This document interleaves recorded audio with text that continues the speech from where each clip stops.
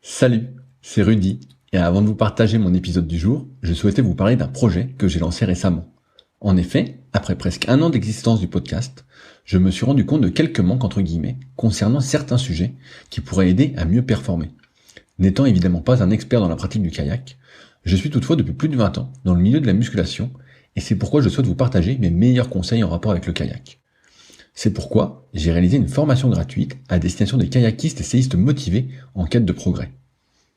Dans cette formation gratuite, je vais vous partager des conseils techniques, avec vidéo à l'appui, sur certains exercices phares en musculation que vous pratiquez déjà. Je vais également vous partager des conseils alimentaires, et notamment sur comment prendre de la masse utile, mais aussi sur comment éviter au maximum les blessures au dos et aux épaules si fréquentes pour beaucoup. Enfin, je vous partagerai ce qui est pour moi un trait de caractère indispensable à cultiver pour aller encore plus loin, parce que votre réussite ne dépend que de vous. Si vous êtes intéressé par cette formation gratuite, cela se passe directement sur le site www.secretdukayak.org en renseignant votre email dans la petite pop-up présente sur la page d'accueil qui apparaît moins de 5 secondes après que vous soyez dessus. J'espère sincèrement que cela vous aidera.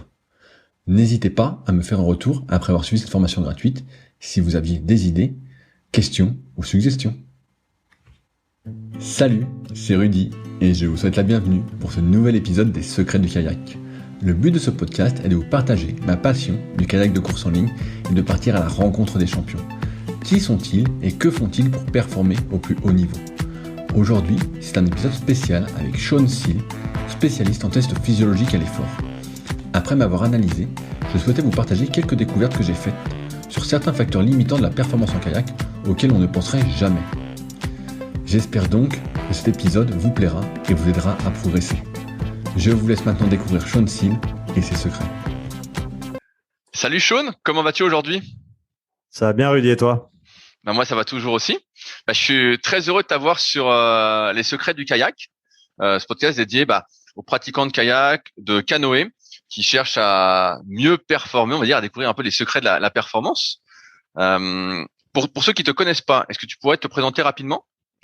Ouais, avec grand plaisir. Merci à toi de m'accueillir sur ce podcast. On a déjà eu l'occasion de discuter sur le mien, sur ton autre podcast également. Mais écoute, je suis content de pouvoir discuter un petit peu plus avec toi, comme tu l'as dit, à propos de la performance du kayak, etc. Donc, pour ceux qui me connaissent pas, je m'appelle Shaun Seal. J'habite à Nyon, en Suisse, entre Genève et Lausanne, sur la côte, sur notre belle côte du lac Léman, avec vue sur les Alpes. Je suis coach sportif, préparateur physique et donc on va dire, je porte plusieurs casquettes. Je fais pas mal de coaching à domicile, en salle. Je fais un petit peu de préparation physique avec l'équipe de rugby à Nyon ici. Je fais également pas mal de plus en plus d'ailleurs, et d'ailleurs on a pu le faire ensemble, des tests physiologiques, donc tests de la performance. Et puis j'ai également un podcast comme je l'ai mentionné avant. Donc j'essaye de tenir toutes ces assiettes en l'air le plus longtemps possible, comme on dit. Pour l'instant, ça tient. Pour l'instant, il n'y a rien qui casse, donc on va continuer comme ça. Et est-ce que tu te rappelles ton premier souvenir de sport? Mon premier souvenir de sport, oui, c'était la course à pied. Quand je devais avoir 12 ans, je pense, quelque chose comme ça.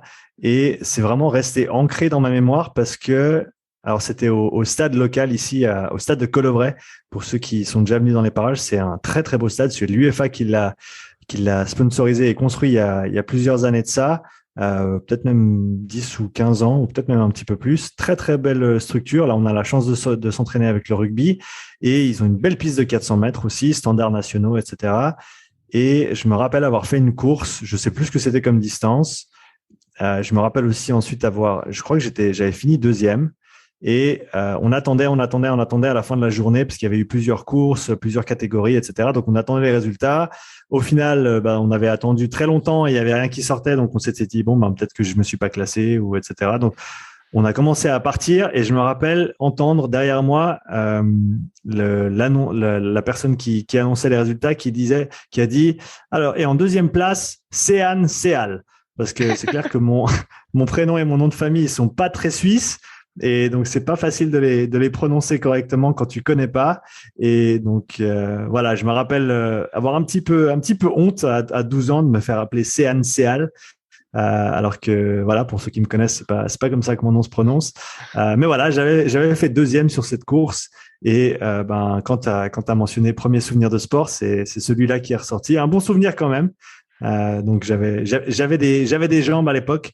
Et puis donc et puis c'est rigolo de repenser à ces souvenirs d'enfance. Avant ça, j'ai pas trop de souvenirs. Mais ça, c'est vraiment le premier qui me revient à l'esprit en tout cas. Par la suite, tu as fait d'autres activités sportives étant adolescent?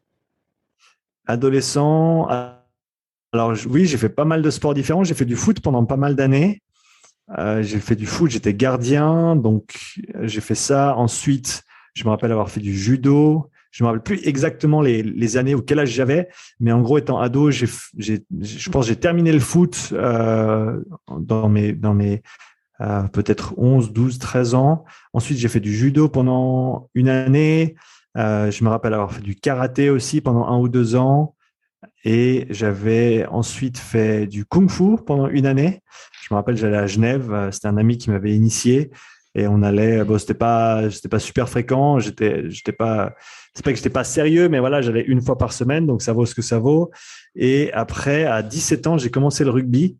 Et au travers de l'influence de mon petit frère qui avait commencé avant moi et qui m'avait dit un jour, ben viens, ce serait sympa, on va jouer au rugby. J'y étais allé et comme je t'ai dit, j'avais des cannes et puis j'avais une bonne paire d'épaules aussi et donc ça m'a plu tout de suite et c'est un peu le sport sur lequel j'ai croché le plus longtemps et toujours un sport que je joue plus à l'heure actuelle, mais définitivement un de mes sports préférés. Qu'est-ce qui t'a amené à t'intéresser, on va dire, à l'entraînement? Comment t'en arrives aujourd'hui à être préparateur physique, à être coach, et après on va parler à être un peu spécialiste aujourd'hui dans les tests physiologiques à l'effort? Est-ce que tu as suivi des études en particulier et quel a été le déclencheur pour que tu t'y intéresses à tout ça? Le déclencheur, je pense, c'était quand alors j'étais toujours intéressé par le côté de la performance, à savoir que quand je faisais du rugby étant ado et transition sur mes 18-19 ans, j'allais assez souvent à la salle de muscu qu'on a au stade avant nos entraînements parce que c'est simplement le créneau qu'on avait à disposition. Alors je me rappelle, à mon grand désarroi, ne jamais vraiment avoir fait de travail sur le bas du corps. Parce que c'est clair que maintenant, avec tout ce que je sais, je me dis que je m'en sortais pas trop mal physiquement. Je m'en sortais plutôt bien d'ailleurs sur le terrain de rugby physiquement, mais je me dis que si j'avais fait les choses correctement, surtout au niveau voilà renforcement bas du corps tout simplement, et peut-être même du travail de sprint supplémentaire, même si de ce côté-là j'étais pas trop limité, je pense que j'aurais vraiment pu y gagner. Mais je pensais être le mec en avant de son temps quand j'utilisais des haltères plutôt que d'utiliser la barre du Smith Machine dans la salle. Donc j'avais toujours un petit peu à partir de ce moment-là un intérêt pour tout ce qui était la performance. Bon voilà, c'est comme je te l'ai dit, c'était à ce niveau-là au début, mais après transition quand je suis parti au Canada, j'ai découvert le CrossFit. Je me suis filé au CrossFit pendant une bonne année et demie avec un petit peu de coaching de la part d'une coach qui s'appelle Emily Beers, qui est à CrossFit Vancouver, ou qui était en tout cas à ce moment-là à CrossFit Vancouver, qui avait fait les Games. Et j'avais décidé que je voulais pas aller m'entraîner à la salle, donc j'avais acheté une barre, je m'étais fabriqué une barre de traction, et donc je faisais mes petits entraînements dans le driveway à la maison. Ça se passait très très bien, et à partir de ce moment-là, j'étais vraiment à fond dedans. J'ai creusé tout ce qui se passait à ce moment-là, surtout dans le monde du CrossFit, mais après c'est parti sur l'haltérophilie. J'ai fait de la compète en haltéro pendant 2 ans. Et là, je faisais encore à ce moment-là de la peinture en bâtiment. Je me rappelle emmener mon Science and Practice of Strength Training de Zatsiorsky et Kramer dans le bus. Donc, c'est le genre d'ouvrage que je lisais dans le bus en allant au boulot. Toute la journée sur mes échelles, j'écoutais des podcasts axés sport, performance, etc. Et grâce à ma femme, un jour, elle m'a dit, en gros, faut que les gens commencent à te payer pour toutes ces études que tu fais. Études certes non formelles, mais voilà, je passais ma journée dedans et je pensais qu'à ça. Et donc, c'est ce que j'ai fait. J'ai arrêté la peinture en bâtiment. J'ai passé un diplôme de coach sportif avec la NSCA. Et puis, c'était le début de l'aventure, quoi. Mais au début, c'était pour ta pratique personnelle que tu t'intéressais à tout ça, pour la pratique d'autrui, pour les conseils que tu donnais aux personnes qui te demandaient conseil? Au début, c'était vraiment pour moi. C'était vraiment un intérêt personnel énorme. Et c'est quelque chose que j'ai pu continuer à nourrir au travers des années, et d'autant plus maintenant que je peux en faire part à d'autres et le transmettre, ou en tout cas en faire profiter d'autres personnes au travers de mes coachings notamment. Et donc je pense que j'ai eu la chance, on va dire, de découvrir cette passion, et elle m'anime encore aujourd'hui, peut-être même plus qu'au début, on va dire. Tu te souviens de tes premières découvertes, entre guillemets, qui ont peut-être changé ta façon de t'entraîner et de voir l'entraînement? Alors, ma première découverte, je pense que le déclic est venu tard. Je pense pas que ce soit le meilleur, la meilleure chose. Bon, on va dire qu'au début, voilà, j'ai commencé avec le rugby, j'ai essayé d'illustrer avant. J'avais vraiment pas de connaissance ou de compréhension de la performance à ce moment-là. Je me rappelle qu'avec le CrossFit, j'avais vraiment essayé de bien faire le tour. J'avais vraiment essayé de lire tout ce qui sort du CrossFit, le bon, le moins bon et le mauvais. Les gens qui le critiquent, les gens qui en parlent de manière positive. Après, avec l'haltérophilie, c'est clair que j'étais très très axé barbell. Et donc, au début de mon aventure en termes de coaching, j'étais très très axé là-dessus. Pour moi, le back squat, ça allait résoudre tous les problèmes du monde, la faim dans le monde, le cancer, etc. Et je pense le plus gros déclic que j'ai eu, c'était quand j'ai commencé à regarder un petit peu autour de moi et à voir que, regarde, il y a des trucs qui s'appellent des haltères, tu peux faire des trucs assez chouettes avec. Et puis qu'une machine à câble, non, c'est pas que pour les... On peut, est-ce qu'on peut dire des gros mots sur ton podcast, Rudy? Tu peux dire ce que tu veux, Sean. On est chez nous, c'est bien, ça fait plaisir. Donc voilà, les machines à câble, c'est pas que pour les cons. Et puis on peut en faire quelque chose de productif aussi. Et puis qu'au final, les élastiques, c'est pas si mal que ça quand t'as rien d'autre. Enfin bref, de commencer à faire un petit peu le tour du paysage, un petit peu le tour d'horizon, et de se rendre compte que tout a sa place, tant qu'on a le contexte et tant qu'on a la bonne raison pour l'utiliser. Je pense que pour moi, ça, c'était un des plus gros déclics on va dire en tant que jeune coach, c'était de me rendre compte de tous les outils qu'on avait à notre disposition. Et je pense que c'est une réalisation, et peut-être ça a même tourné en philosophie, on va dire, au travers de tout ce que j'ai fait ces dernières années, en sachant que c'est toujours la perspective que j'essaye de prendre quand j'entrevois quelque chose de peut-être nouveau à mes yeux. Je me demande pas est-ce que c'est bien, est-ce que c'est pas bien. Je me demande quand est-ce que ça colle, quand est-ce que ça peut être pratique, dans quel contexte, pour qui et pourquoi et comment. Et je trouve que c'est quelque chose qui est assez enrichissant pour essayer en gros, utiliser chaque pièce qu'on voit comme une pièce de puzzle pour essayer de faire son propre puzzle, plutôt que juste d'avoir on va dire une perspective binaire de oui ou non. C'est toujours plus enrichissant. Aujourd'hui, moi, je te trouve très spécialisé sur les efforts de longue durée, les efforts aérobie. Comment tu en arrives à t'intéresser justement à cet entraînement, à cette science de l'entraînement aérobie? Je pense que c'était un de mes intérêts personnels, en dehors de tout ce que j'ai lu et recherché du côté de la force, de la puissance, au travers du travail que j'ai fait en haltérophilie, des ouvrages que j'ai pu lire après également. Je pense que Ultimate MMA Conditioning, le livre de Joel Jamieson, c'était un point d'inflexion important pour moi, dans le sens où vraiment ouvrir la perspective sur notamment les filières énergétiques, les différents types d'entraînement que tu peux mettre en place pour ensuite développer ces qualités-là. Donc tout le côté énergétique m'a fasciné assez tôt, on va dire.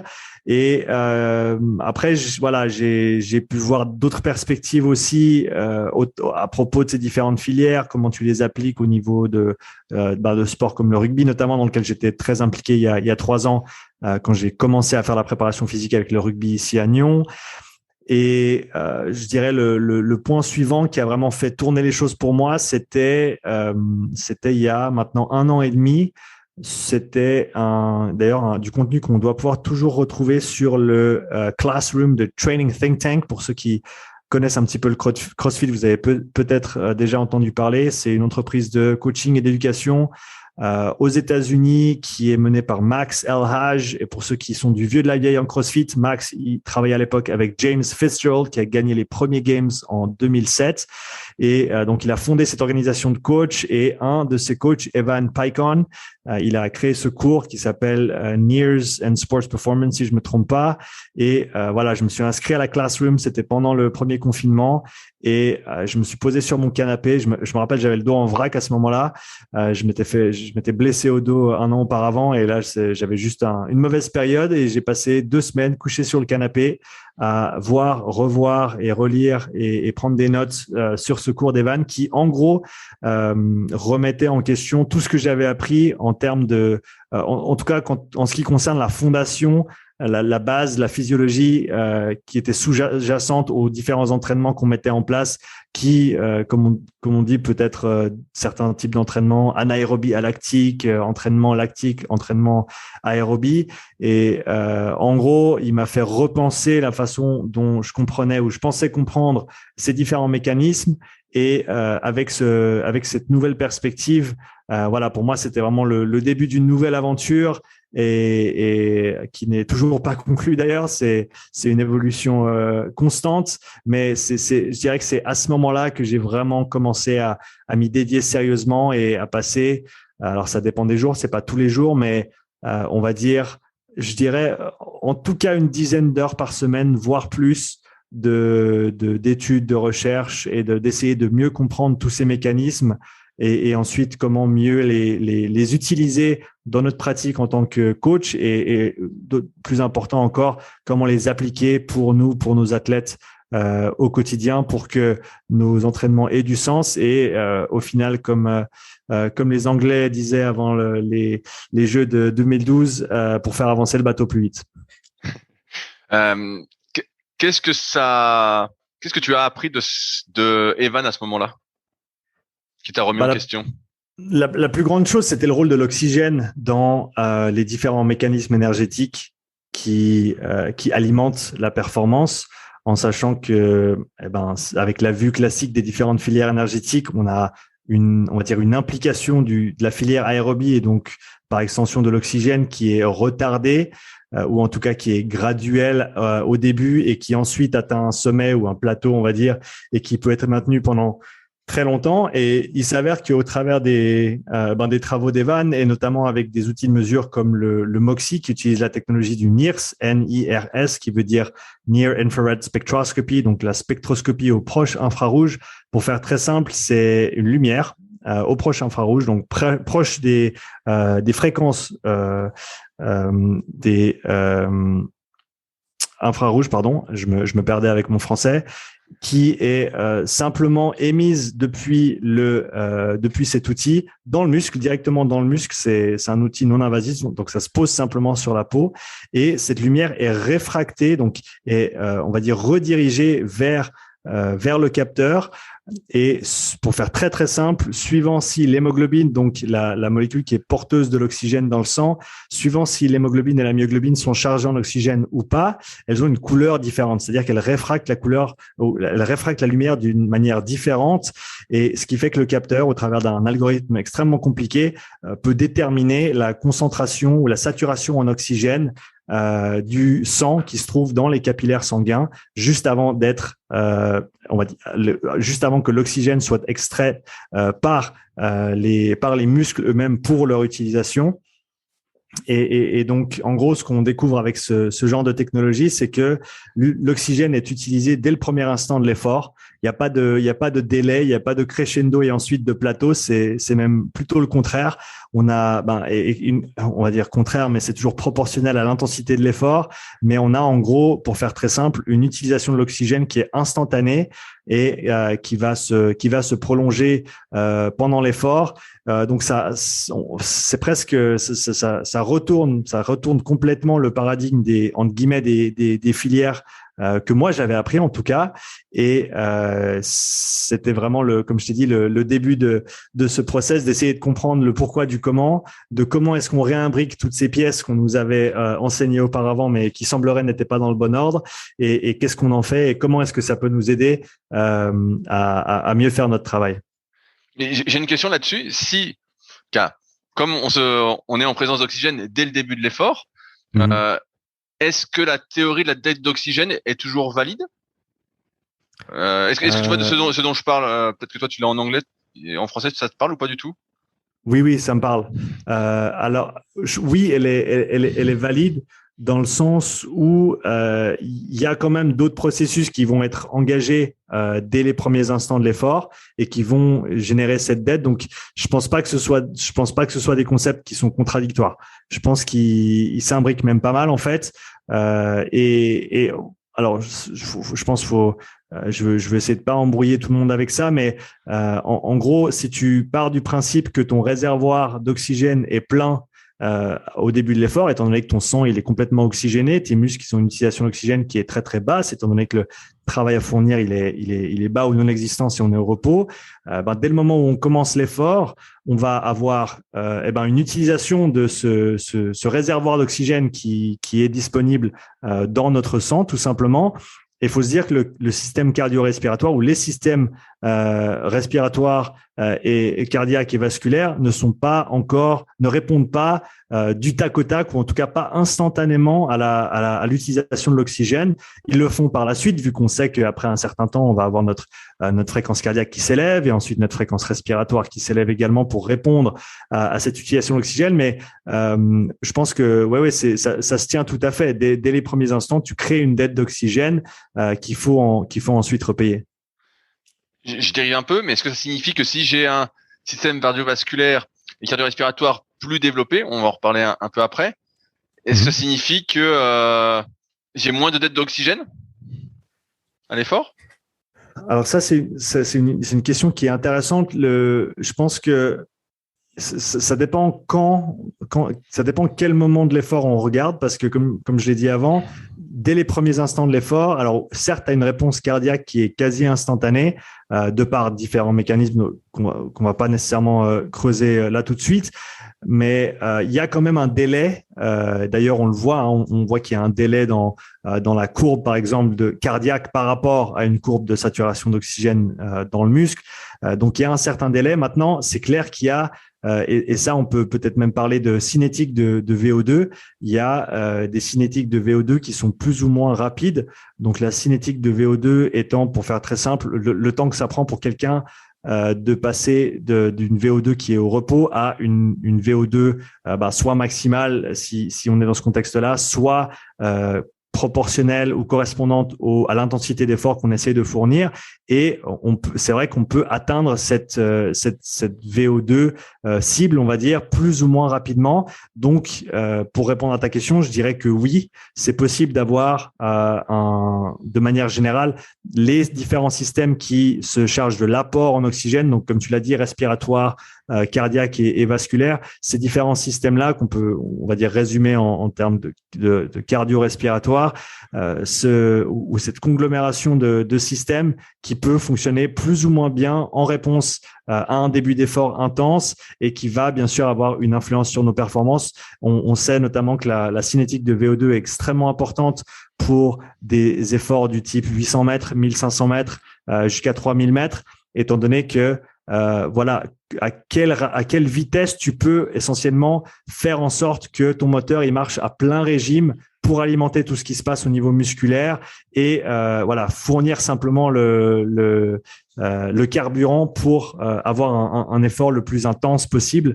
Donc c'était la version longue pour dire que oui, si tu as un système cardio-respiratoire plus développé, ça peut avoir un impact positif au niveau de ta dette d'oxygène.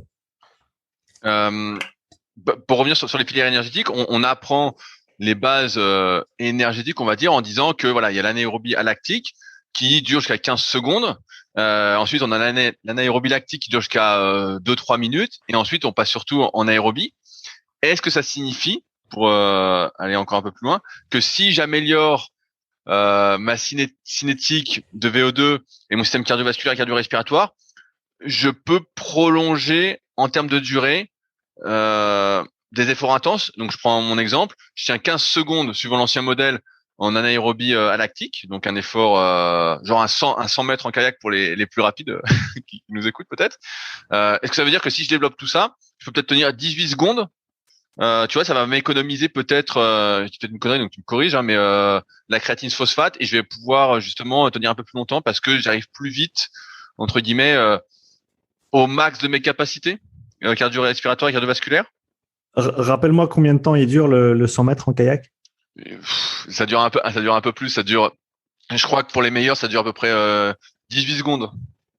18 secondes. Ouais, donc c'est un effort qui est quand même assez court. À mon avis, un effort comme ça, alors j'ai pas les chiffres en tête, donc je veux pas dire de bêtises. À mon avis, sur un effort de ce temps-là, la cinétique de VO2 n'est pas aussi importante que pour les efforts qui seraient un petit peu plus longs, étant donné que, et corrige-moi si je me trompe, mais tu vas pas vraiment atteindre un état stable au niveau de ta VO2. D'ailleurs, en 18 secondes, tu vas jamais atteindre même pas proche de ta VO2 max.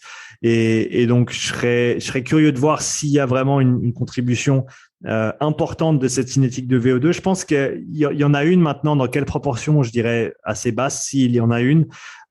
Mais oui, de manière générale, et surtout, je pense pour les efforts un petit peu plus longs, comme je l'ai mentionné avant, eh ben, tu vas pouvoir, entre guillemets, économiser tes autres manières de recycler l'ATP en fournissant plus d'oxygène plus rapidement et en plus grande quantité avec une cinétique de VO2 plus rapide. Ouais.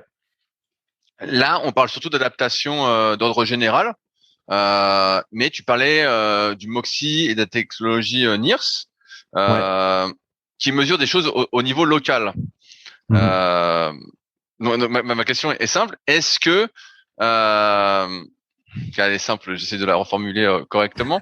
Là, souvent dans la plupart des sports et des activités physiques, on va dire travaille travaille ton cœur, fais de l'aérobie, travaille ta force en musculation par exemple. Donc pareil, ça c'est plus local. Travaille ton système cardio-respiratoire, donc pareil, c'est quelque chose d'assez d'ordre général. Mais de ce que je comprends avec des MOXIE, et pour avoir fait le test avec toi, c'est que là, on voit justement l'importance de l'entraînement local, dans le sens où il y a peut-être une importance des adaptations d'ordre général, mais aussi une adaptation importante d'un point de vue périphérique. Et c'est a priori ce que mesure le MOXIE d'un point de vue de l'oxygène. Est-ce que tu peux expliciter un peu ce que je raconte pour que ce soit plus clair? Ouais, non, à mon avis, c'est très clair ce que tu as dit, c'est qu'il y a différents systèmes qui s'imbriquent et pour ceux qui ont lu des vieux ouvrages ou des ouvrages références en termes de physiologie de l'exercice, je me rappelle plus du nom du grand monsieur qui a élaboré ce concept à l'époque, mais ces trois roues dentées qui sont collées les unes aux autres avec le système respiratoire, le système cardiovasculaire et le système musculaire, avec un système musculaire qui est entre guillemets au bout de la chaîne, qui est le consommateur d'oxygène, avec les systèmes respiratoires et cardiovasculaires qui eux sont amenés on va dire, qui ont à charge d'apporter l'oxygène et de le mettre à disposition du muscle ou des muscles pour fournir le travail. Et donc, je pense que ce que tu dis se tient tout à fait, c'est que il faut pas se cantonner à parler d'apport en oxygène. Il faut aussi regarder le côté utilisation d'oxygène. Maintenant, c'est clair que pour faire très très simple, suivant la durée et l'intensité de l'effort, on va avoir une sollicitation qui est un petit peu plus musculaire et bien sûr nerveuse, comme on le sait, pour des événements qui sont extrêmement courts.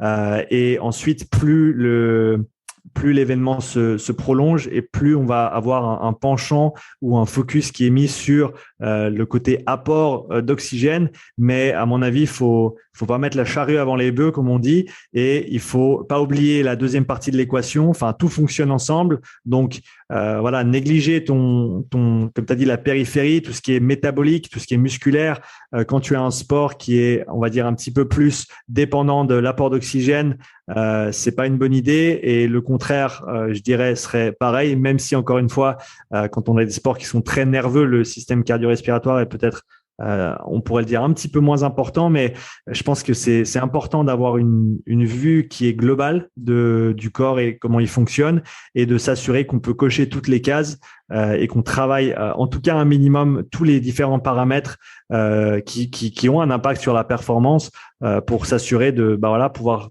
fournir le meilleur travail possible et pouvoir faire en sorte que, comme on l'a dit avant, le bateau avance plus vite, quoi. Qu'est-ce qui est limitant du point de vue périphérique du point de vue de l'utilisation de l'oxygène? Est-ce que je vais peut-être un peu loin, mais est-ce que c'est le nombre de mitochondries, le nombre de capillaires, la taille des capillaires?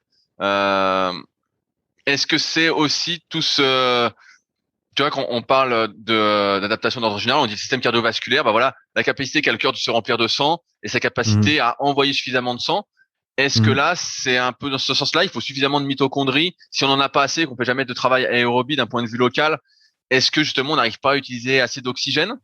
Pareil, si on travaille jamais en aérobie, on a peut-être en anaérobie lactique entre guillemets, on n'a peut-être pas les capillaires qui sont assez développés, assez gros. Dans ce cas, on n'arrive pas à amener suffisamment de sang et donc suffisamment d'oxygène dans les muscles aussi. Ouais, alors tous les facteurs que tu as mentionnés, ils jouent, en sachant que ce que j'aime bien utiliser comme principe qu'on connaît tous, en tout cas ceux qui s'intéressent à la performance, et est-ce que tu pourras me corriger là-dessus parce que moi je l'ai en anglais, c'est bien le principe de taille de Hahnemann, ça se dit bien comme ça en français? Oui, tout à fait. Ouais, donc qui parle de la séquence au travers de laquelle les différentes unités motrices et donc les différentes fibres musculaires sont recrutées suivant l'intensité d'un effort. Et c'est important de se rappeler que un effort de basse intensité, pour faire très simple, va principalement recruter des unités motrices qui ont un seuil d'activation qui est bas, et donc les adaptations qui vont être engendrées par ce travail vont principalement avoir un impact sur ces fibres-là. Donc si on veut s'assurer de développer, comme tu le disais très bien avant, tout ce qui est densité capillaire et mitochondriale, il faut se dire que l'intensité du travail qu'on va utiliser va déterminer en grande partie quelles fibres on va affecter le plus. Donc, en sachant que si tu fais que de l'aérobie de basse intensité, tu vas peut-être pas avoir un développement optimal des fibres un petit peu plus rapides, qui sont certes beaucoup moins efficientes en termes d'utilisation d'oxygène et qui ont beaucoup moins de mitochondries que nos fibres lentes, mais qui vont quand même avoir leur contribution à l'effort. Donc, faut pas les négliger. Et donc, pour revenir à ta question qui était de comment est-ce qu'on peut améliorer ces qualités locales, ces qualités périphériques au niveau de l'utilisation de l'oxygène, c'est exactement ça. C'est plus de capillaires, c'est plus de mitochondries, deux qualités qui se développent de pair, très souvent en tout cas, à moins qu'on fasse des expériences un peu bizarres où on augmente le flux sanguin sans nécessairement augmenter le travail au niveau musculaire, ce qui peut être fait et ce qui démontre des adaptations au niveau capillaire, densité capillaire et aussi capacité vasodilatoire au niveau du système vasculaire qui sont importantes. Mais donc voilà, si tu le fais en t'entraînant, en gros, et que tu vas pouvoir amener plus de sang en plus grande quantité pendant des temps prolongés, on va avoir plus de capillaires qui se développent, une meilleure capacité à vasodilater tout ce qui est en gros faire en sorte que les tuyaux aient plus de place pour faire passer plus de jus dedans, plus de mitochondries comme tu l'as dit, avec bien sûr le travail de haute intensité qui est fondamental, qui est extrêmement important également, parce que à savoir que à basse intensité, et voilà, c'est une simplification, mais je pense que ça illustre bien les adaptations. À basse intensité, on va avoir un développement qui est focalisé sur la densité, le volume mitochondrial. Donc combien de mitochondries on a, en sachant que c'est pas nécessairement des organelles qui sont uniques, c'est un réseau qui est dans nos fibres musculaires. C'est comme un grand réseau, c'est pas comme des petites bactéries par exemple qui sont isolées. Et donc, on va pouvoir développer la densité et le volume de ce réseau-là. Et ensuite, pour optimiser la fonction de ces mitochondries, leur capacité à extraire de grandes quantités d'oxygène et à l'utiliser, là, on va plutôt être sur du travail de haute intensité. Donc, voilà, il faut un petit peu des deux. Il faut travailler aux deux bouts du spectre pour faire simple. Du travail de basse intensité pour tout ce qui est densité, volume, et aussi développement capillaire et vasculaire, et travail de haute intensité pour ce qui est de la fonction à proprement dit mitochondriale. Comment on sait si on manque entre guillemets de mitochondries, de capillaires? Est-ce que par exemple, et ça me permet d'arriver là-dessus, est-ce qu'on a des moyens de mesurer justement ce manque d'oxygène au niveau local? Parce qu'on parle souvent de VO2 max, donc ça on voit que c'est global en fait. Est-ce qu'on a un moyen de mesurer ça localement? pour justement se dire ah tiens c'est ça qui me manque et je dois orienter mon entraînement plus vers ce type d'entraînement peut-être à basse intensité ou à haute intensité? Alors oui, comme on le disait avant, le Moxie te permet de mesurer de manière locale, donc sur un muscle, à un instant T, l'équilibre entre l'apport et l'utilisation d'oxygène. Donc ça se mesure l'unité de mesure, c'est le SMO2 pour saturation musculaire en oxygène. C'est exprimé en pourcents, entre 0 et 100. À savoir qu'en général, au repos, tes muscles ils sont entre 40 et 70% de saturation. Si tu as fait un bon échauffement et tu as un bon développement au niveau capillaire, tu vas pouvoir atteindre des valeurs de 80 ou même au-dessus. Et pour quelqu'un qui est très bien entraîné et qui a, on va dire, des muscles qui peuvent très très bien utiliser l'oxygène, on va pouvoir descendre proche de 0% en saturation. Donc encore une fois, ce qui est intéressant, c'est certes les chiffres que je viens de mentionner, ils peuvent être intéressants, mais à mon avis, ce que tu vois qui est encore plus intéressant que ça, sur une donnée, par exemple, qui sort du Moxie, c'est la tendance, à savoir que simplement comment se comporte la courbe de cette saturation, parce que comme on l'a dit, la saturation s'exprime en pourcents, donc ça nous dit pas nécessairement exactement ce qui se passe. Mais par contre, si tu regardes la tendance de la courbe, voilà, est-ce que la courbe est plate? Est-ce que la courbe monte? Est-ce que la courbe descend? Est-ce qu'on se trouve au début de l'effort? Est-ce qu'on se trouve à la fin de l'effort? Et toutes ces choses-là, on peut les mesurer, on peut les voir, et ça peut nous permettre de tirer certaines conclusions avec certains tests pour déterminer, voilà, est-ce que tu fonctionnes de manière optimale sur ce groupe musculaire ou un autre groupe musculaire en relation à toutes les autres qualités qu'il faut développer pour optimiser la performance. Qu'est-ce qui ne serait pas optimal et qui justement indiquerait que tu n'arrives pas à avoir suffisamment d'oxygène ou à l'utiliser assez bien d'un point de vue local? Est-ce que c'est la courbe qui, dès que tu démarres l'effort, chute drastiquement, par exemple? Alors là, il faut savoir que si tu démarres, par exemple, on va prendre un effort très très simple à se représenter au niveau mental, c'est un sprint sur un vélo, par exemple. Donc, tu prends un bike erg ou un watt bike ou même un vélo d'extérieur pour quelqu'un qui ferait du vélo dehors. Et voilà, si tu es au repos et que tu commences à sprinter sur ton vélo, eh ben, ce que tu vas voir sur le Moxie, par exemple, si tu le mets sur le vaste externe, c'est que tu vas voir une courbe qui tombe très très rapidement. Pourquoi? Simplement parce que ton muscle vient de commencer à utiliser énormément d'oxygène pour recycler l'ATP notamment et faire en sorte que les contractions puissent continuer. Par contre, ton cœur et ta respiration, eh ben ils étaient endormis avant vu que tu étais au repos et ils se sont pas encore tout à fait réveillés. Donc, tu as un grand déséquilibre entre ton utilisation et ton apport d'oxygène, d'où le fait que la courbe tombe rapidement. Et d'ailleurs, les travaux d'Evan ont montré, chose qui reste à creuser, mais qui est à mon avis extrêmement intéressante et qui a du sens même au niveau théorique. Plus tu as une pente de désaturation qui est importante, plus tu vas avoir une production de puissance qui est importante. À savoir que plus rapidement tu peux utiliser l'oxygène, l'extraire et l'utiliser, plus tu vas pouvoir produire de puissance. Et ça, il a montré une forte corrélation entre ces deux choses-là. Donc, la pente de la désaturation et la puissance exprimée sur un sprint, sur une modalité donnée. Donc, au début de ton effort, tu vas avoir cette courbe qui tombe rapidement jusqu'à ce que tu aies le cœur et la respiration qui, entre guillemets, rattrapent leur retard, qui équilibrent le système parce que ton corps, il essaie toujours d'équilibrer les choses. L'homéostasie, c'est la vie. Et donc, la respiration et le cœur vont répondre de manière proportionnelle afin de rétablir cet équilibre d'oxygène notamment dans le muscle à ce moment-là. Et c'est là où tu vois une courbe qui va, après ça dépend des intensités, mais on va dire s'aplatir et suivant les intensités, retrouver un équilibre ou alors au contraire commencer à descendre. Pour revenir à ta question initiale, comment est-ce que tu pourrais voir que quelqu'un n'utilise pas très bien l'oxygène?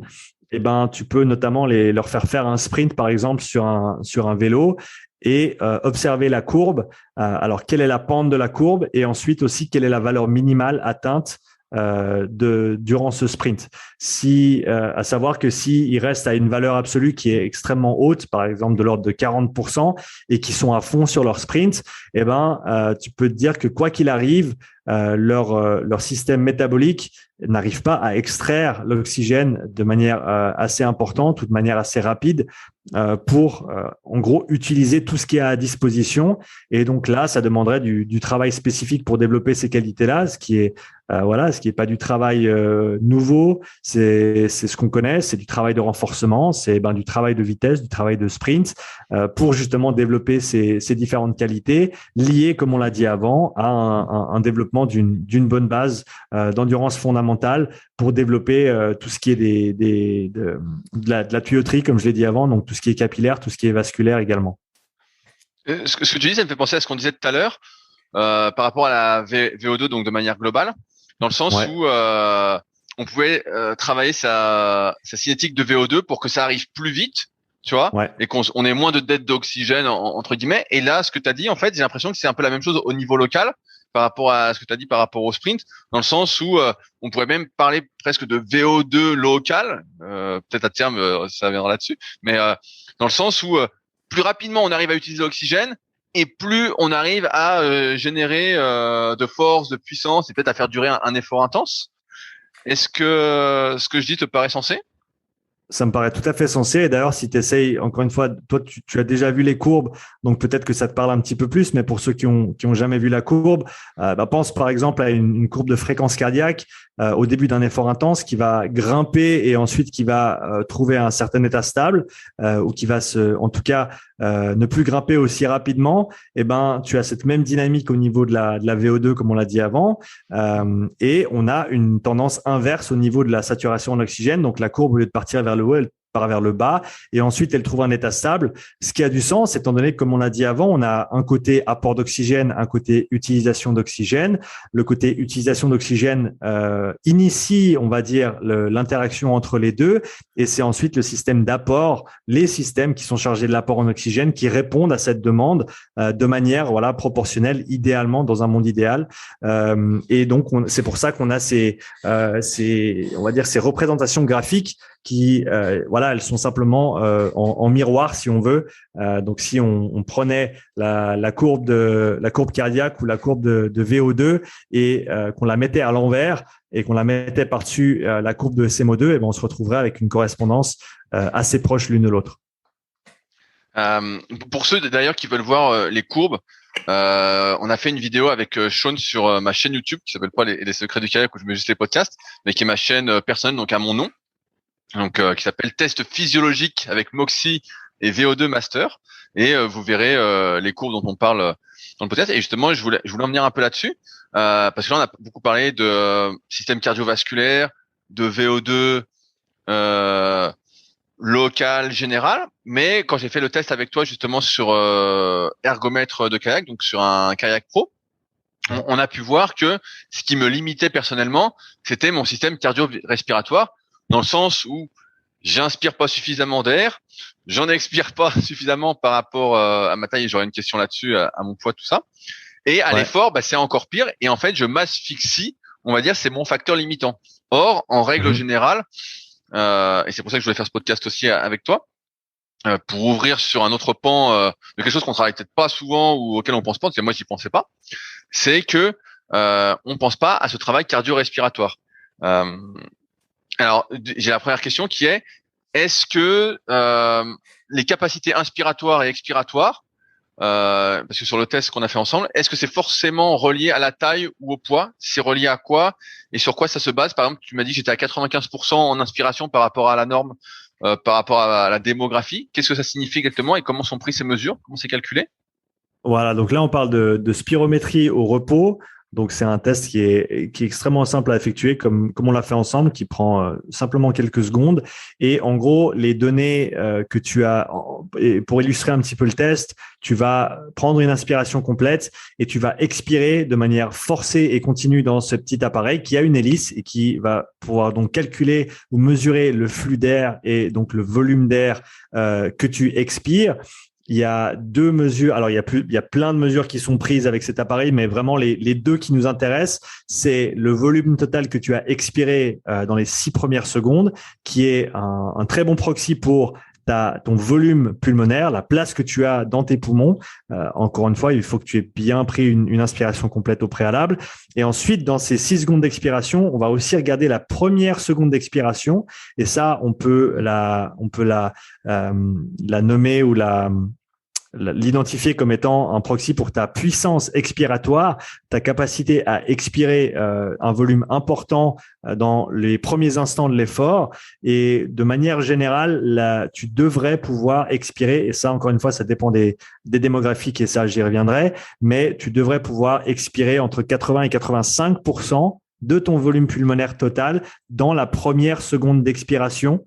D'accord, donc on a ces 2 mesures, volume pulmonaire, puissance expiratoire, et pour les termes techniques, c'est le premier, je l'oublie tout le temps, c'est le FVC6.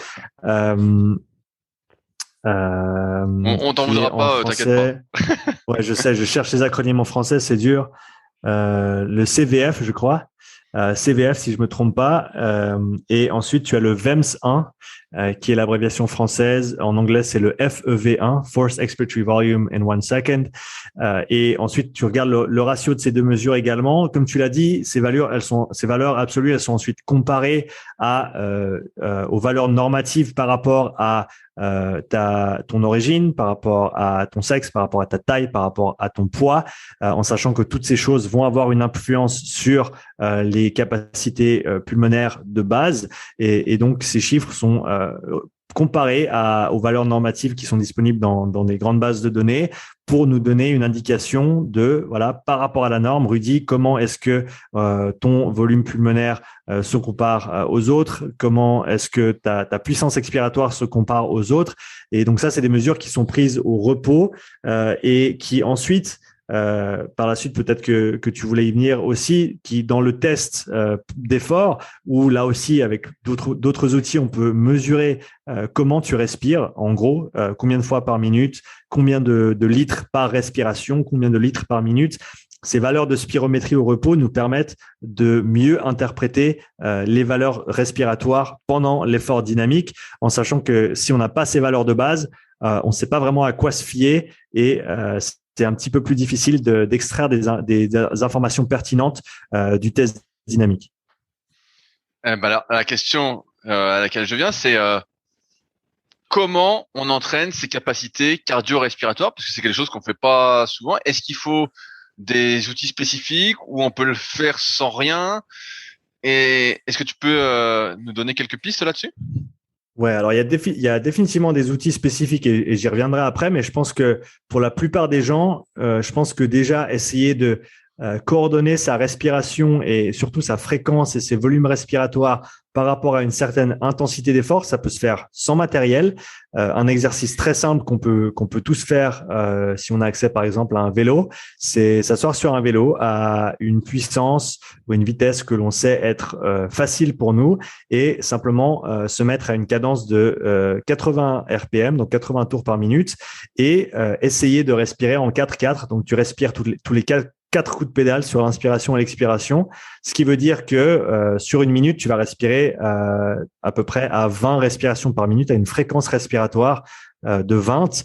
Et donc ça, on sait que c'est en gros la limite supérieure qu'on voudrait tenir en termes de fréquence respiratoire pour un effort de basse intensité, en sachant que, en tout cas, ce que j'ai observé jusqu'à maintenant, la plupart des gens à basse intensité ont une tendance à favoriser la fréquence plutôt que le volume, c'est-à-dire que ils ont tendance à respirer très très vite, mais ils ne vont pas complètement remplir leurs poumons, en tout cas pas autant qu'ils le pourraient par rapport à leur capacité de base, ce qui entraîne, alors peut-être pas à basse intensité, mais ensuite ça va se traduire ensuite à plus haute intensité également, ce qui va entraîner une demande de l'oxygène au niveau du système respiratoire, à savoir que les muscles du système respiratoire, ils fonctionnent exactement comme les autres muscles dans le corps, le diaphragme, les intercostaux, tous ces différents muscles qui sont sollicités pendant la respiration, les abdominaux aussi qui ont un rôle important à plus haute intensité sur l'expiration forcée. Tous ces muscles, ils fonctionnent comme des muscles qu'on connaît déjà. Et donc, il faut pas chercher midi à 14 heures. Si on les utilise plus et plus souvent, alors qu'on pourrait les utiliser moins, eh ben, on va avoir une dépense énergétique qui est plus importante. Donc, il y a déjà, rien qu'avec ce petit truc-là, un potentiel d'économie au niveau du coût, entre guillemets, respiratoire, qui peut être effectué et qui peut s'effectuer très simplement, comme je l'ai dit avant, sans matériel. Maintenant, c'est vrai qu'il y a des outils qui peuvent être appliqués également pour développer son système respiratoire. On a des petits outils qui permettent d'offrir une certaine résistance, soit à l'inspiration, soit à l'expiration, soit aux deux, chose notamment qui peut être intéressante pour quelqu'un qui a une limitation au niveau expiratoire. On parlait avant des différentes mesures de spirométrie. Disons que tu as un volume pulmonaire qui est dans les normes, mais que ta puissance expiratoire est basse. Par rapport à cette capacité pulmonaire, eh ben, on peut simplement, en utilisant un petit outil de résistance respiratoire, se forcer à expirer plus fort et plus vite. Et là, encore une fois, il faut penser au principe qu'on utilise déjà en préparation physique, à savoir qu'on va utiliser une résistance qui est assez basse, qui nous permet de travailler assez rapidement. Donc là, on parle encore une fois de travail de puissance. Donc on veut pas une charge qui soit lourde, on veut une charge qui soit faible, qu'on puisse bouger rapidement. On veut s'assurer de produire une expiration qui soit complète pour, encore une fois, développer ces qualités d'expiration. Après, on a d'autres outils qui sont un petit peu plus élaborés, qui, eux, nous permettent de travailler de manière un petit peu plus focalisée sur les différents volumes qu'on voudrait inspirer et expirer. Donc, du travail un petit peu plus spécifique à ce niveau-là.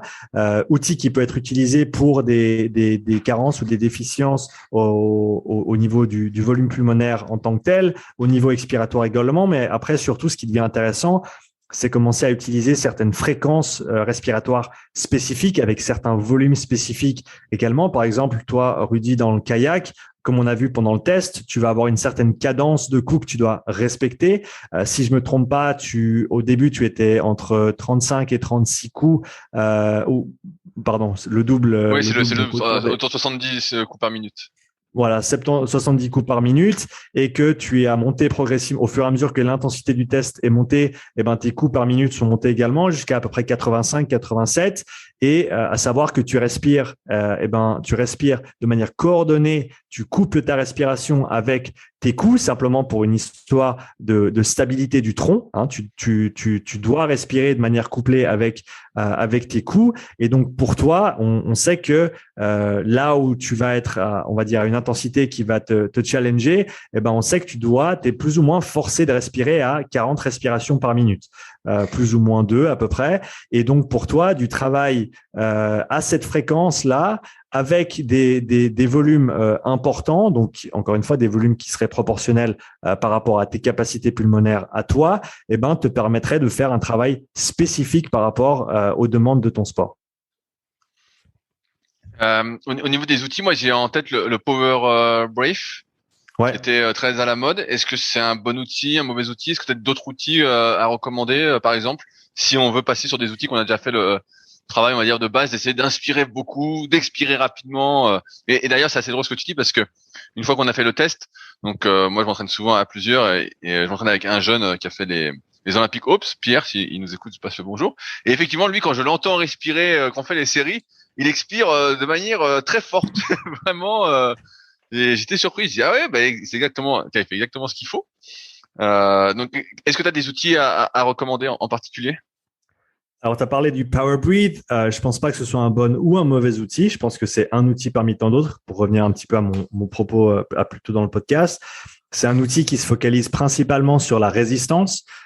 Et donc, certes, qui a sa place, mais encore une fois, la résistance, c'est une part c'est un paramètre, on va dire. Et à mon avis, l'aspect du volume respiratoire est beaucoup plus important, ou beaucoup plus intéressant, pardon, surtout quand tu parles de travail spécifique par rapport à une certaine discipline, par rapport à un certain sport, comme j'ai essayé de l'illustrer avant avec le kayak. Donc, dans ce contexte-là, à l'heure actuelle, les deux seuls outils qui existent, c'est un Spiro Tiger qui nous vient de la marque suisse Ideag, avec qui je travaille, avec qui je suis partenaire. Et ils ont également plus récemment sorti un outil qui s'appelle le P100, qui est, on va dire, la Rolls-Royce des outils respiratoires, qui coûte un bras et demi, mais voilà, c'est un outil qui te permet de tout faire, travailler en résistance, travailler en volume, coupler les deux même avec appliquer une certaine résistance, soit à l'inspiration, soit à l'expiration, et en plus de ça, quantifier tes volumes respiratoires pendant que tu respires. Cela étant dit, je sais également qu'il y a, pour ceux qui seraient potentiellement intéressés par ces outils, qui sont à l'heure actuelle malheureusement assez coûteux, il y a quelqu'un qui est en train de développer un outil respiratoire qui s'apparente au SpiroTiger, qui est, comme je disais avant, le petit frère ou l'ancêtre du P100, qui se trouverait à une on va dire un coût beaucoup plus intéressant ou beaucoup plus abordable pour le commun des mortels. Et donc je t'en ferai part une fois que ce sera disponible. Pour l'instant, c'est encore en bêta, donc je peux pas en parler. Mais je pense que c'est le genre d'outil qui pourrait être utile parce que, comme tu l'as dit, le travail respiratoire spécifique, il est à mon avis sous-coté, sous-utilisé. Il est mal compris également.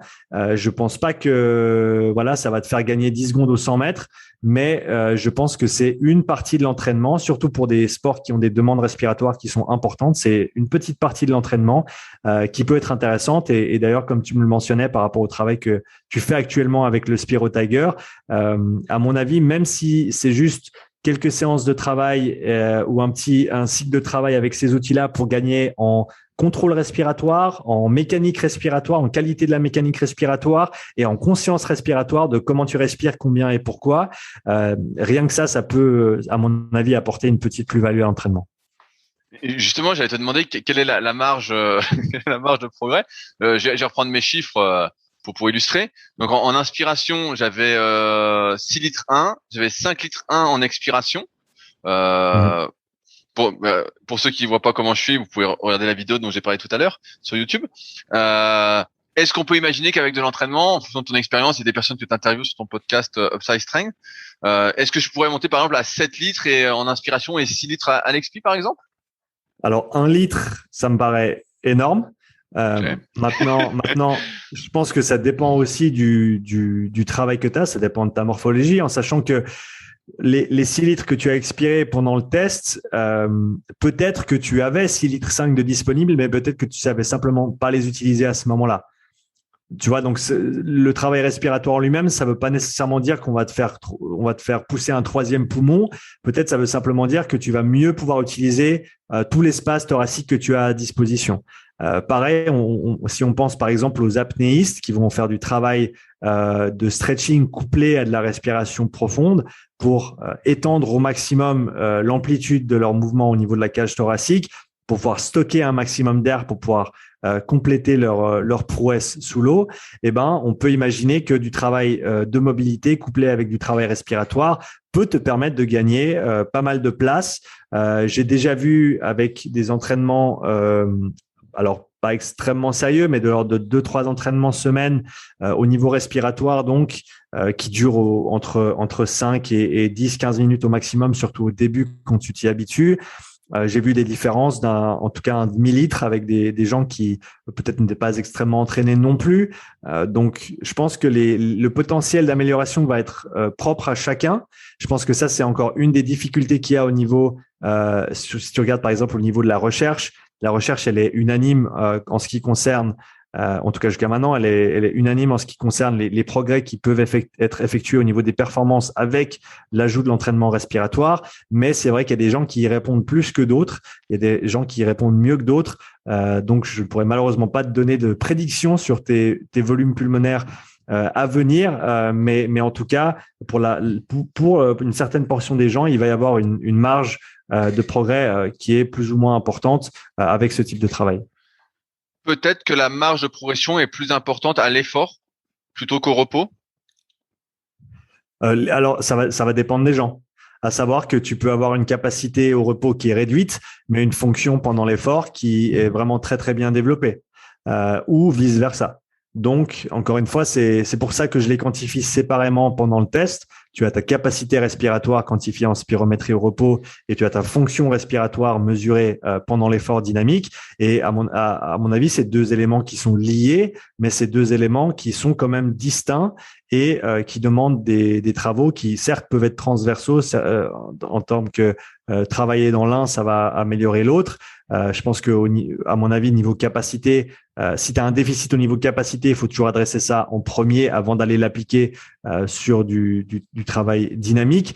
C'est un petit peu comme se dire, avant de pouvoir faire du squat complet, il faut avoir des hanches qui fonctionnent et des chevilles qui plient un minimum. Donc, sans le travail de mobilité au préalable, tu vas avoir de la difficulté à descendre dans ton squat. C'est un petit peu de cet ordre-là. D'abord, tu fais en sorte que tu aies la place et ensuite, tu fais en sorte d'utiliser la place pendant l'effort. Ouais, je trouve ça extrêmement intéressant parce que c'est vrai que habituellement, d'un point de vue général en préparation physique, on va plus te parler de système cardiovasculaire de manière globale. Ta VO2 max est hyper importante, ta VMA est hyper importante, ta force musculaire est hyper importante. D'ailleurs, en ce moment, pour ceux que ça intéresse, je fais une petite pub qui est gratuite. Hein. C'est sur le site de l'ICF, le site de la Fédération internationale.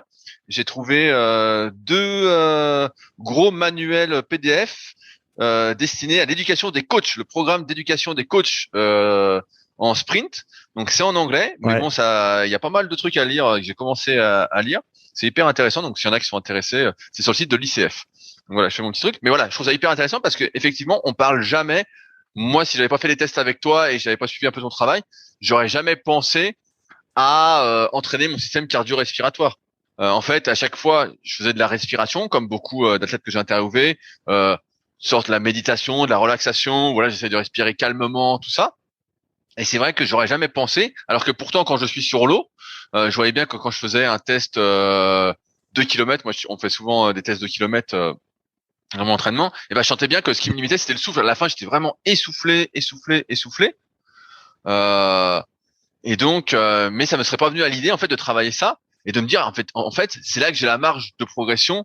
J'espère, en tout cas, la plus importante. Et déjà, je ressens les effets. Pour l'instant, c'est un peu tôt pour en parler et faire un retour, mais ça fait à peu près 3 semaines qu'on s'est vu, peut-être, ou 4 semaines, je sais plus. Et donc ça fait 3 semaines à peu près que je fais des exercices avec le Spiro Tiger que tu m'as prêté. Et effectivement, je sens un gros plus en termes de capacité respiratoire et même sur.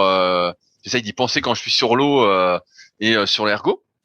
Et c'est vrai que je sens déjà un gros plus. Donc j'ai hâte de refaire les tests d'ici à peu près 2-3 mois pour voir où ça en est. Mais c'est pour ça que je voulais faire le podcast avec toi sur les secrets du kayak, parce que je trouve ça hyper intéressant de voir quels sont ces facteurs limitants et de peut-être pas s'entraîner dans le vide. Alors effectivement, si on débute, on a tellement de marge de progression qu'à chaque séance on progresse. C'est un peu mon cas. À chaque séance, je progresse ou presque. Voilà, c'est toujours comme ça. Il y a toujours un truc à travailler. On progresse cardiaquement, musculairement, techniquement, en aisance. Il y a toujours plein de trucs qu'on va travailler. Il faut pas oublier toute la part de technique dans le kayak. D'ailleurs, je t'ai fait essayer le Dan Sprint avec le siège qui bouge. T'étais pas trop rassuré, mais bon, c'est normal. Au début, ça fait ça. Voilà, il y a plein de trucs à travailler. Mais là, ça amène quelque chose en plus. Et pour conclure là-dessus, toi, justement, qu'est-ce qui t'a amené à t'intéresser, on va dire, à tout ça et à proposer justement ce testing un peu physiologique? Parce qu'à la base, tu disais, rugby, haltéro, crossfit. Qu'est-ce qui t'amène à faire ces tests physiologiques à l'effort plus typés aérobie, on va dire? Écoute, c'est vraiment dans la continuation de ce que j'ai dit au début. Donc, c'est une passion que j'ai pour le sport et la performance en général que j'ai suivie dans mes aventures de coaching. Et ensuite, comme je l'ai mentionné également, le fait d'avoir, entre guillemets, redécouvert l'aspect énergétique du sport et de vraiment m'être plongé dedans. Et voilà, comme j'ai dit, j'en suis toujours pas sorti et je continue à creuser. Et ça me fascine de pouvoir mesurer, quantifier ce qui se passe pendant un certain effort, de voir est-ce que déjà ça peut apporter certaines réponses par rapport à un certain profil qu'on observe chez un athlète, certaines difficultés qu'il ou elle a dans un certain domaine ou certaines facilités peut-être au contraire dans d'autres. Donc peut-être expliquer avec certains paramètres physiologiques le profil, comme j'ai dit, d'un athlète. Et après, comme tu l'as mentionné également, de peut-être trouver des faiblesses, de trouver des points d'amélioration potentiels qui peuvent ensuite être exploités de manière ciblée pour non pas complètement changer la structure et la dynamique de l'entraînement, parce que on connaît, ça fait assez d'années qu'il y a des gens qui performent au plus haut niveau pour savoir les fondamentaux, pour connaître les fondamentaux, pour avoir un programme d'entraînement qui soit bien organisé et qui tende vers une amélioration des performances. Mais voilà, pour un profil d'une personne, savoir est-ce que 1 ou 2 entraînements par semaine pourraient être ciblés sur quelque chose qui te limite à l'heure actuelle afin d'améliorer ce paramètre-là et potentiellement économiser un petit peu de temps d'entraînement, un petit peu d'effort également pour faire en sorte que chaque entraînement paye au maximum, en sachant que voilà, il y a beaucoup d'entraînements qui doivent être faits. Simplement, on peut pas optimiser parfaitement chaque petit entraînement, mais je pense qu'il y a pour la plupart des personnes, en tout cas, parce que c'est tout à fait possible d'avoir un profil extrêmement bien équilibré de tous les côtés et de simplement devoir se dire, ben voilà, faut simplement continuer à s'entraîner dur ou un petit peu plus fort ou un petit peu plus longtemps. Mais après, voilà, pour certaines personnes, déceler certains paramètres qui peuvent être adressés de manière spécifique pour faire avancer le bateau plus vite. Comment ça se passe si on veut réaliser un test avec toi? Est-ce qu'on te contacte et dans ce cas-là, par quel biais? Écoute, je te remercie Rudy. Par le biais qui convient à tout un chacun, j'ai un site qui n'est actuellement plus un site, mais qui le sera bientôt. Mais tu peux quand même aller sur upsidestrength.com.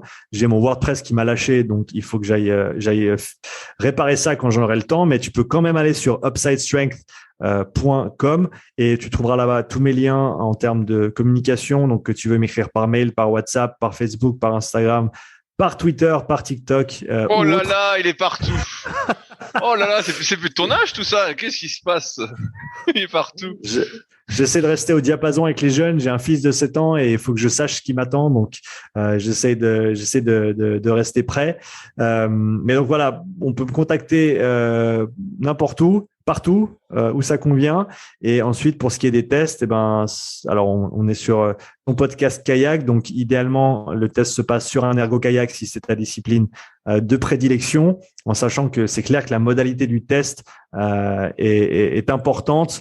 Il faut choisir une modalité qui va avoir un transfert sur l'entraînement ou sur le sport qu'on a. Donc, la personne qui fait de la course à pied H24, de venir faire un test de profilage sur vélo, c'est peut-être pas la meilleure idée. Voilà pour illustrer un petit peu l'histoire, mais donc voilà, on peut me trouver partout. Et puis, en plus de ça, comme tu l'as dit avant déjà, sur ma chaîne YouTube également, si les gens ont des questions ou si les gens sont intéressés par ces différentes idées dont on a parlé aujourd'hui. Super. Merci Sean de ton temps. J'espère qu'avec ce travail respiratoire, on va bientôt m'appeler la montgolfière. je compte sur toi. Peut-être vais-je être beaucoup plus léger sur l'eau grâce à ce travail. En tout cas, quand tu nageras, tu flotteras. Voilà, tout à fait. En tout cas, merci encore de ton temps et j'espère que ça vous aura donné de nouvelles pistes à creuser pour progresser les performances. En tout cas, moi, ça m'a servi. C'est pour ça que je souhaitais vous partager ça aujourd'hui. Sur ce donc, à la semaine prochaine pour un nouvel épisode. Salut à tous. Merci Rudy, à bientôt. Si vous êtes encore là, c'est que l'épisode vous a plu. Dans ce cas, je vous invite grandement à m'aider à faire grandir ce podcast en mettant une note de 5 étoiles et un commentaire d'encouragement sur l'application de podcast où vous l'écoutez et plus particulièrement sur l'application podcast d'Apple. Cela m'aidera d'autant plus à accueillir les meilleurs kayakistes français grâce à la crédibilité que vous me donnerez. Enfin, vous pouvez retrouver la retranscription écrite de cet échange sur www.secretdukayak.org. En attendant, laissez glisser et à la semaine prochaine.